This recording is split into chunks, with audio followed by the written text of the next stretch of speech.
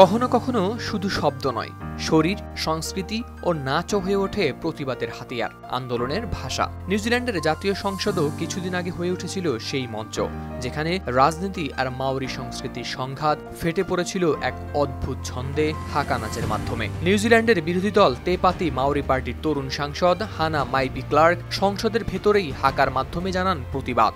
এই প্রতিবাদে তার সঙ্গে যোগ দিয়েছিলেন আরও ২ মাওরি এমপি। সেই দৃশ্য যেন ছিল চোখে লেগে থাকার মতো।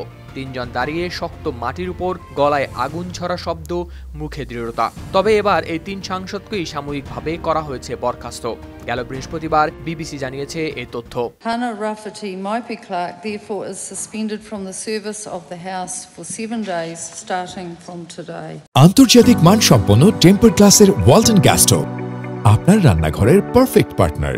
আসলে সেই মুহূর্তে তাদের প্রশ্ন করা হয়েছিল, তারা কি ব্রিটিশ রাজের সঙ্গে ১৮৪০ সালের চুক্তি অনুযায়ী ট্রিটি প্রিন্সিপালস বিলকে সমর্থন করেন কিনা। বিতর্কিত এই বিলের বিরুদ্ধে দেশ জুড়ে ছড়ায় বিক্ষোভ। পার্লামেন্ট ভবনের সামনে জড়ো হন ৪০,০০০ মানুষ। সাংসদরা মুখে কিছু না বলে সংস্কৃতির ভাষাতেই জবাব দেন, হাকা নাচ দিয়ে।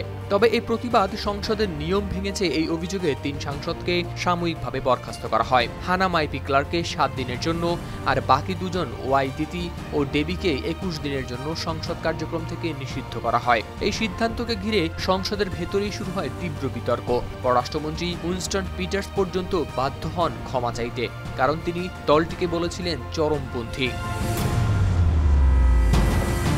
মাইপি ক্লার্ক তখন প্রশ্ন তোলেন, তাদের কণ্ঠ কি এতই উচ্চ হয়ে গেছে যে তা সংসদই সহ্য করতে পারে না? তার কণ্ঠে ছিল আবেগ, ছিল ক্ষোভ ও ছিল একটা গোটা জাতিগোষ্ঠীর দীর্ঘদিনের বঞ্চনার প্রতিধ্বনি। সংসদের পক্ষ থেকে বলা হয়, হাকা করে নিয়ম ভঙ্গ করা হয়েছে। প্রধানমন্ত্রী ক্রিস্টোফার লাক্সনও জোর দিয়ে বলেন, শাস্তি হাকার বিরুদ্ধে নয়, বরং নিয়ম না মানার বিরুদ্ধে।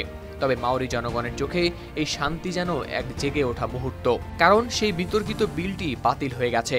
ইতিহাস বলছে এইটাই ছিল এখন পর্যন্ত সবচেয়ে দীর্ঘ বরখাস্ত, যেখানে আগে সাংসদের সর্বোচ্চ বরখাস্ত ছিল মাত্র ৩ দিন। হাওলাদার শামীম, RTV।